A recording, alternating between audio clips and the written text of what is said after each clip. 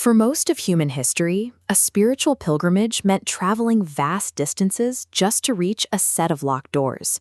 You walked to the holy site, and if you were lucky, you were allowed inside the sanctuary. Those thick stone walls and structured gates created physical boundaries.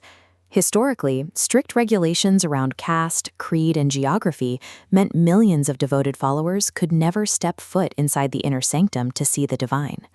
But starting on July 16, 2026, an ancient Indian festival will reverse that entire dynamic. For 12 days during the Jagannath Rath Yatra, the deities leave the temple to travel right through the streets, mixing directly with the masses. This massive migration starts at the historic Jagannath Temple in Puri, one of the oldest and most revered temple complexes in the world. By moving the inner sanctum outdoors, the festival removes the standard barriers of temple entry, ensuring the divine is accessible to everyone on the street, regardless of their background.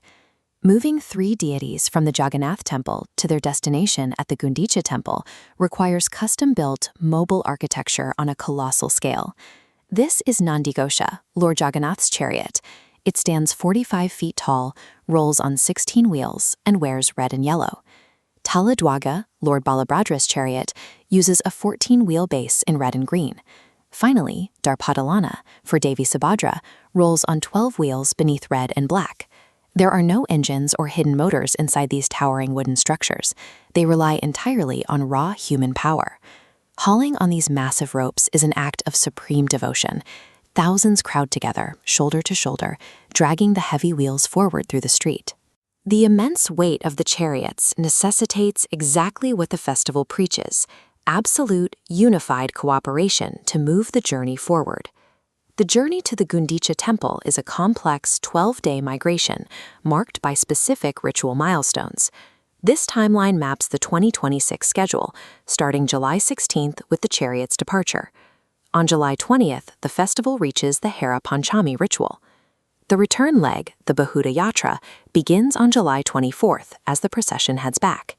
On Saturday, July 25th, the deities undergo a striking visual change.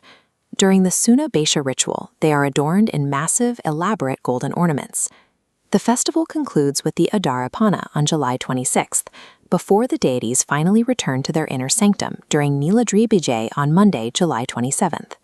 For nearly 2 weeks, this meticulously planned schedule turns an entire modern city into a living, open-air sacred space. The physical exertion required to pull these chariots through the crowds serves as a metaphor for the soul's difficult journey toward grace. This is why the Rath Yatra remains so potent. It is a centuries-old tradition that bypasses the physical barriers that typically govern temple life. By removing the locked doors, the festival proves that highly sacred spaces do not have to be hidden behind stone walls to be significant. Moving the temple to the streets dissolves the boundaries of nationality, class, and creed. It embodies the unifying chant of the festival, Jai Jagannath, and its core blessing: may there be well-being for all, may there be prosperity for all.